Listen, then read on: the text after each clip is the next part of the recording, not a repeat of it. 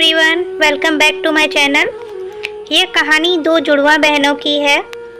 उनमें बहुत प्यार था और उनकी इच्छा के अनुरूप उनकी शादी एक ही परिवार में हो गई। लेकिन उसके बाद क्या हुआ, इस कहानी में आपको पढ़ने और सुनने को मिलेगा। सस्पेंस से भरी यह कहानी सुनिए जया की जुबानी। मेरा नाम जया है, मेरी बहन का नाम विजया है। हम दोनों जुड़वा हैं। वो मुझसे 2 मिनट बड़ी है। हम दोनों बहनों में बड़ा प्यार है।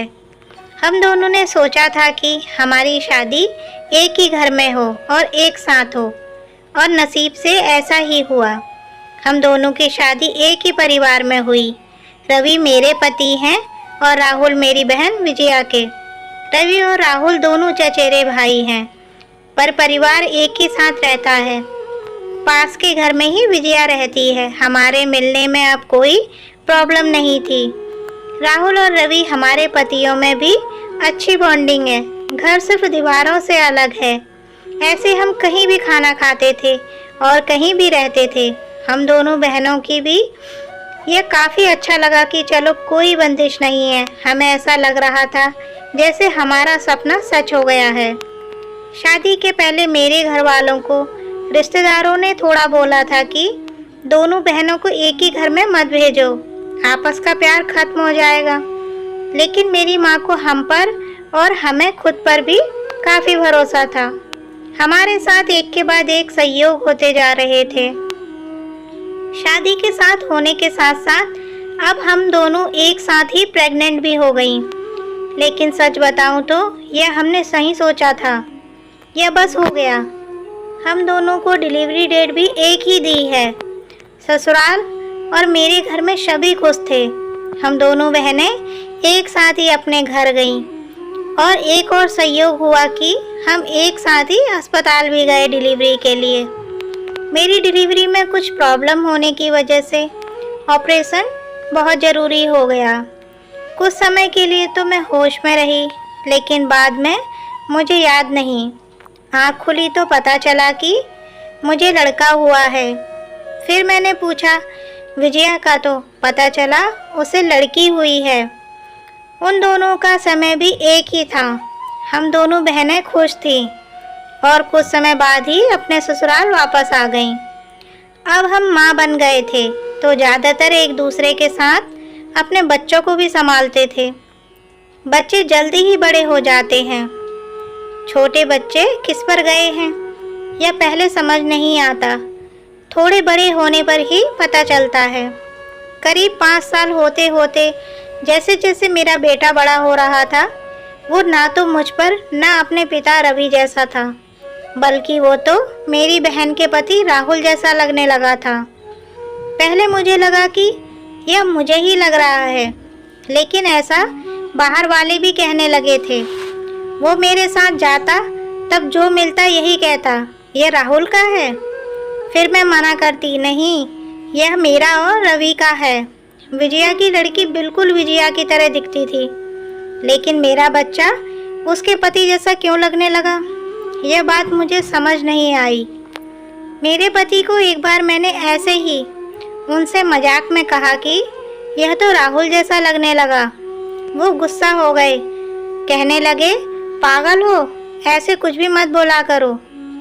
मेरी मजाक में कही बात पर वो इस तरह गुस्सा हो जाएंगे मुझे पता नहीं था, लेकिन ऐसा वो पहली बार ही हुए हैं। अब मेरे मन में कई सवाल मंडराने लगे कि मेरे साथ हो क्या रहा है। मेरी बहन और बाकी सभी को मैंने कुछ नहीं कहा, लेकिन क्या सबको दिखाई नहीं पड़ रहा था? लेकिन कोई भी इस बारे में जिक्र भी नहीं करता था। कुछ महीने ऐसे ही चले गए, लेकिन मेरे दिमाग में यह सब चलता ही रहा। फिर मैंने सोचा कि मैं अपनी बहन से बात करूं। मैंने उससे डायरेक्ट नहीं पूछा, क्योंकि हो सकता है वो गलत तरीके से ले ले, और मैं नहीं चाहती थी कि मेरी वजह से उसके और राहुल में कुछ तनाव पैदा हो। मैंने ऐसे ही उससे मजाक में ही कहा कि यह तो धीरे धीरे अपने चाचा जैसे लगने लगा, और लगेगा भी, एक ही परिवार के तो हैं। वो थोड़ा सा मुस्कुराई। बस अब मैंने पकड़ लिया, क्योंकि मैं अपनी बहन को बचपन से जानती थी। कुछ छिपाने वाली मुस्कान थी। वो जल्दी से कुछ बहाना करके वहाँ से चली गई। इस घर में ऐसी कोई बात है जो मुझसे छिपाई जा रही है। मैं अब शक भी करने लगी, सब पर, अपने पति पर, बहन पर, उसके पति राहुल पर। मैं कुछ बहाना करके बिना बताए अपने घर मायके गई। विजया को नहीं बताया। मेरी माँ से जाकर मैंने कहा कि मुझे पता नहीं क्या हो रहा है, मैं पागल हो गई हूँ, कुछ भी उल्टा सीधा सोच रही हूँ। थोड़े दिन यहाँ रहती हूँ, शायद दिमाग शांत हो जाए। मैं थोड़े दिन वहाँ रुकना चाहती थी, लेकिन 2 दिन में ही वापस आ गई जवाब के साथ। इस दौरान भी मेरी बहन का फ़ोन आता रहा माँ के पास। शायद कह रही होगी कि जया को कुछ मत बता देना, लेकिन मेरी माँ ने मुझे बता दिया। उन्होंने कहा कि शायद अब समय आ गया है कि तू जान ले, नहीं तो तू कुछ उल्टा सीधा सोचने लगेगी। मैं अपने ससुराल गई। मेरे पति जाते ही बोले कि यह क्या तरीका है, ऐसे भी कोई बिना बताए जाता है। मैंने उनसे कहा चलो। उन्हें मैं विजया के यहाँ ले गई। उसका पति राहुल भी वहीं था। मुझे और रवि को देखकर थोड़े आश्चर्य हुआ उनको। विजया बोली, आ जया, क्या लाई है माँ के यहाँ से? बिना बताए चली गई। मैंने बोला, तूने भी छिपाया कि तेरे घर में जुड़वा बच्चे थे। वो सुनकर मेरी ओर देखने लगी। मैंने जाकर उसे गले लगा लिया। ये मेरी बहन है जिसने अपना एक बच्चा मेरी गोद में दे दिया। वो बोली कि मैंने सभी को मना किया था क्योंकि मैं तुझे सरप्राइज़ देना चाहती थी, लेकिन तेरे समय में कुछ कॉम्प्लिकेशन की वजह से तेरा बच्चा नहीं बचा, और मैं नहीं चाहती थी कि मेरी बहन आंखें खोले तो उसे यह सुनना पड़े, उसकी गोद सूनी हो। और वैसे भी यह मेरे पास रहे या तेरे पास रहे, क्या फ़र्क पड़ता है। मेरी बहन को गले लगाकर मैं बहुत रोई।